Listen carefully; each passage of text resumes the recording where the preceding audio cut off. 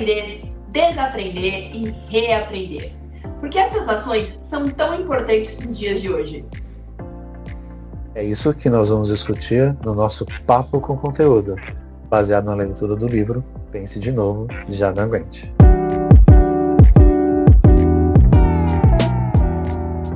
Sejam muito bem-vindos ao Papo com Conteúdo.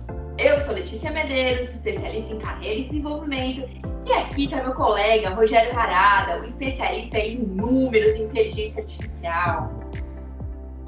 É isso aí, galera. É um prazer ter todos vocês aqui. E hoje é um dia muito especial, porque nós estamos dando início a essa jornada de conhecimento juntos. É isso aí, Harada. A cada mês nós vamos escolher um livro que nos desafia a pensar diferente, tá? E eu sempre vou trazer a minha visão como desenvolvimento e carreira, e o Harada vai sempre trazer a visão dele de estatística e insights sobre tecnologia. Então, se você quer turbinar seus conhecimentos ou simplesmente aí adora um bom papo, esse é o lugar certo para você. Inclusive, se inscreva aqui no canal e vamos nessa. E vamos explorar algo que toca a todos nós, que é aprender, desaprender e reaprender. E por que isso é tão crucial nos dias de hoje, né? E para mergulhar nesse tema, e nós escolhemos aqui como primeiro livro do nosso canal, o livro Pense de Novo, do incrível Adam Grant. Mas Letícia, antes de entrar um pouco no livro, quem foi o incrível Adam Grant? Quem é, na verdade, o incrível Adam Grant? O Adam é um psicólogo organizacional, um autor que se destaca por explorar temas como motivação, generosidade e a arte de repensar o potencial humano. Ele é conhecido por ser professor da Universidade da Pensilvânia e, além disso, ele já escreveu vários livros que se tornaram best-seller, como Dar e Receber e Originais. E fazendo um complemento aqui, Harada, são 2 livros excelentes, fica a dica de leitura. Os 2 livros eles já foram traduzidos, então são super fáceis de encontrar aí nas livrarias, tá? E o Adam também ele é conhecido por suas palestras inspiradoras e por contribuir com ideias inovadoras sobre como podemos viver vidas mais criativas e generosas. Gostou, Harada, dessa minha interpretação aqui do Adam? O Adam é incrível, né? Eu admiro demais esse cara. Quando eu li os livros dele, foi paixão à primeira vista. Eu adoro os livros dele. É um cara incrível. E ele aborda temas nos livros atuais também, né? Como ansiedade, por exemplo. E ele nos faz questionar sobre os nossos pensamentos. Ele acaba nos levando a refletir sobre nossas crenças e valores, né? O que realmente importa para nós, né? Como diferenciar, por exemplo, o que acreditamos e aquilo que valorizamos, né? E esse livro, Pense de Novo, ele começa com uma provocação muito interessante. O Adam diz o seguinte, ele nos convida a nós nos desfazermos de todos os conhecimentos e opiniões que não nos ajudam mais. E ele nos convida a ancorar a nossa personalidade na flexibilidade, não na consistência. Curioso, né? É isso aí, Harada. E eu acho que isso também é o que começa a nossa jornada com o primeiro capítulo do livro, né? Que ele fala justamente do posicionamento que a gente precisa adotar em nossas vidas. E segundo o autor, segundo o Adam, né, o pensamento que a gente precisa adotar é um pensamento de cientista.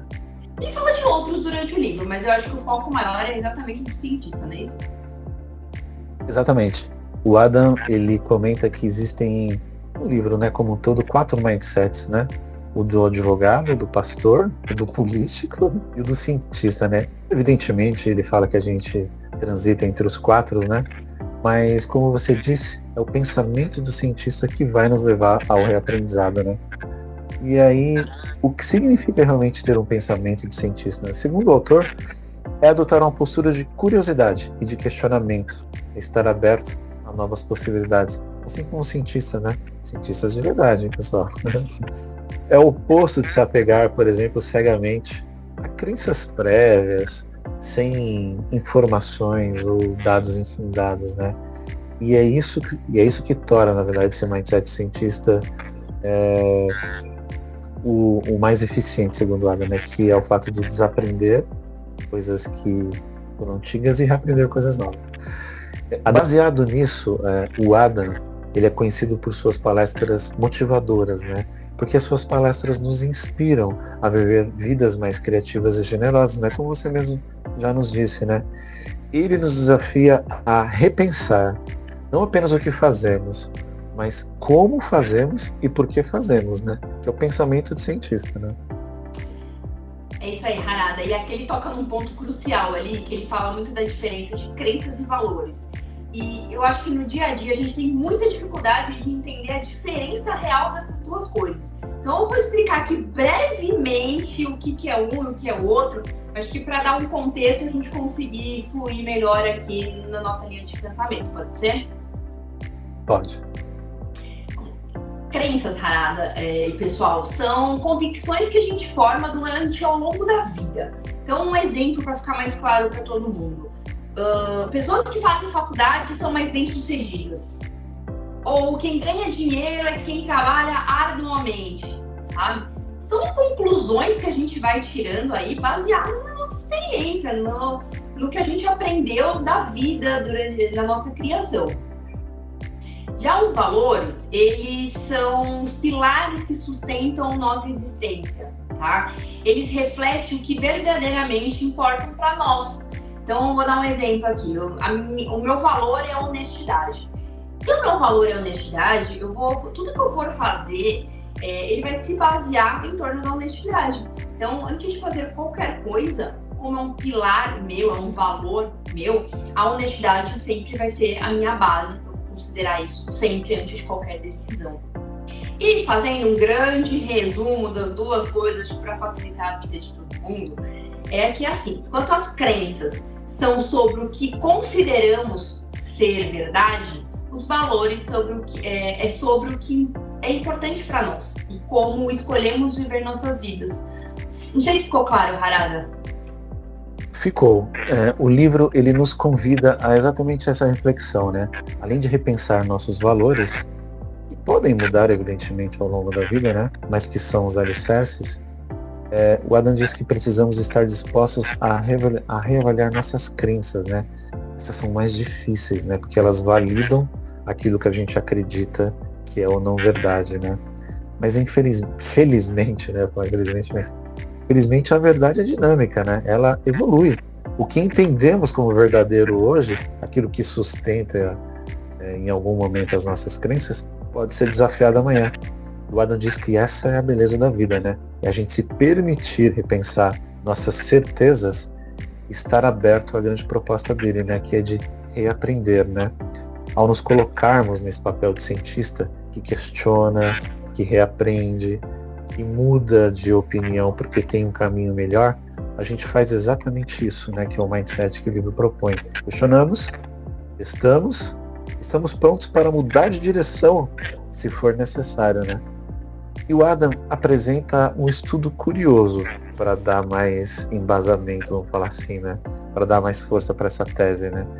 O estudo ele quer verificar se ele pegou novos empreendedores, né? E ele quis saber se o pensamento de cientista ia ajudar essas pessoas a enfrentar os desafios. E todo mundo sabe, né? Que quando você vai empreender, abrir uma nova empresa, captar clientes, recursos, é um baita desafio, né? Ele quis saber se esse pensamento de reaprender de fato funcionava na prática, né? E a conclusão do estudo, curiosamente, foi que sim. Esse pensamento de cientista, nesse mindset, ajudou aos empreendedores a aprenderem, mudarem os caminhos, tomar decisões melhores, e assim por diante. Eu acho que isso tudo nos leva a uma reflexão sobre identidade. Nossas opiniões e crenças estão ali intrinsecamente ligadas a quem nós somos. Então, um exemplo assim vamos imaginar que eu sou de um grupo de motociclistas, né? Então, a tendência é que eu adote o estilo deles, as gírias que eles usam, que eu queira usar as mesmas motos. Mas essa identificação pode nos tornar resistentes a novas ideias também, né? E aí eu acho que isso tudo, né, o grande desafio disso tudo é reconhecer o quanto essas crenças estão nos limitando e ter a coragem, né, de explorar novos caminhos, mesmo que isso signifique aí lutar contra a maré, porque normalmente é isso que acontece, né? Falando nisso, você já ouviu falar no efeito Dunning-Kruger? É quando achamos que sabemos mais do que realmente sabemos, né? isso nos leva a fazer escolhas ruins e ter dificuldade em acertar novas ideias na vida. É isso, e esse efeito ele foi escrito por 2 psicólogos, que foi o David e o Justin. E ele refere justamente à tendência de algumas pessoas a subestimarem suas habilidades. E engraçado que a gente vê isso muito nos dias de hoje, né? São pessoas que acreditam ali fortemente que elas sabem mais do que elas realmente sabem, né? Que elas estão mais preparadas do que realmente estão. E aí eu acho que assim, né? O que acontece quando alguém cai na armadilha desse efeito? Essas pessoas fazem escolhas não tão sábias, influenciada por uma arrogância, por opiniões infundadas. E como resultado, Marada, muitas vezes alcançam resultados que estão longe do que a gente espera, sabe? Porque elas insistem ali em uma sabedoria que, na verdade, não possui. É verdade. O livro também, tudo isso que nós estamos comentando, pessoal, tudo está lá no livro. O Adam fez grandes estudos, enfim, tem muitas coisas boas de lá. Uma das coisas interessantes é que o Adam diz o seguinte: é fácil dizer eu não sei quando a gente realmente não sabe, né? O desafio surge quando a gente adquire um pouco de conhecimento. E aí que a gente começa a se enganar. E quando a gente adquire um pouquinho de conhecimento, o Adam fala que a gente começa a subir o que ele chama de montanha da estupidez. Por quê? Porque quando começamos a acreditar que esse pouco conhecimento é o suficiente para a gente entender de um determinado assunto, é que a gente começa a entrar num caminho perigoso. E a gente acha que a gente sabe aquilo que a gente realmente não sabe, né? E o Adam cita no livro dele um exemplo clássico disso, que é a política, né? Quantas vezes vemos pessoas convictas de que os eixos, né, de direita ou de esquerda são as melhores opções, né? Mas às vezes a gente não tem, segundo o Adam, né, a capacidade de discutir esse assunto com mais profundidade. Então essas discussões muitas vezes a gente evita, porque elas parecem não levar a lugar nenhum, né? Essas discussões. É isso aí, né? E esse efeito todo nos ensina aí uma lição valiosa, que é a humildade intelectual. E também é um tema que foi bastante abordado ali no livro pelo Adam, né? Reconhecer que sempre há mais para aprender e que o conhecimento é um processo contínuo ali.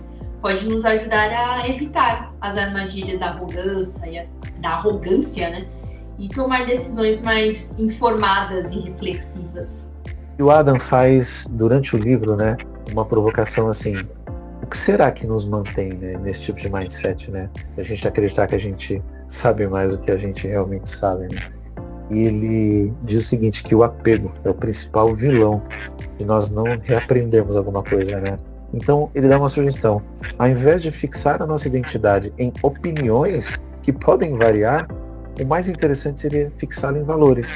Assim, por exemplo, se você tem um valor de honestidade, ele pode sim ir se aprimorando ao longo do tempo, mas as opiniões vão mudar, porque a verdade ela evolui, ela cresce, né? E o Adam disse que esse seria um dos melhores recursos para evitar esse tipo de armadilha, né? No fundo, nós deveríamos ali ser eternos aprendizes, né? Sempre questionando, sempre explorando. E mais importante ali, né, é sempre dispostos a ouvir e aprender com os outros, que eu acho que são coisas que não acontecem muito hoje em dia. É verdade. E aí, falando disso, né, desse mundo, dessa correria, outro assunto que eles abordam muito, que o Adam aborda muito no livro, é a escuta. Só que a gente está falando de uma escuta verdadeira, né?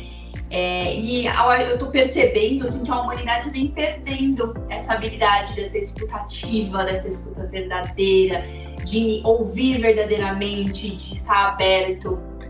É verdade, a escutativa. Sabe que o Adam trouxe esse assunto para o livro porque ele está desafiando a gente como a gente pode aprender mais sobre o outro, como o outro também pode nos fornecer lições valiosas de aprendizado, né? Através da escutativa, né? Ele faz a seguinte provocação, né? Ele faz várias, né? Pense na última vez que a gente cumprimentou alguém com um oi, né? Oi, como você está? Será que a gente fez essa pergunta por educação? Será que a gente verdadeiramente queria saber como o outro estava, né? Será que se ele começasse a falar como ele estava realmente se sentindo, a gente ia parar para ouvir, né? Isso foi uma provocação do Adam. E no livro Pense de Novo, o Adam nos apresenta um exemplo. Ele traz um médico que, enfim, acreditava em vacinas e uma mãe que não vacinava o seu filho, né? E ele chama até esse médico de encantador de vacinas lá no livro, né? Por quê? Porque esses encantadores de vacina, por que pareça, eles existem, eles têm a habilidade da escutativa. Então, o médico é convidado a convencer a mãe a mudar de opinião. E como é que ele fez isso? Por isso que o Adam traz esse exemplo no livro, né? O médico foi até a casa da mãe, e ao invés de encher-la de argumentos, ele devia ter milhares de argumentos, né, científicos, enfim, para dizer o quanto a vacina era boa, né? Ele preferiu ouvir. Então ele perguntava para ela: por que você não quer vacinar? Como você se sente ao vacinar? Como você se sentiria se ao vacinar alguém viesse criticar você?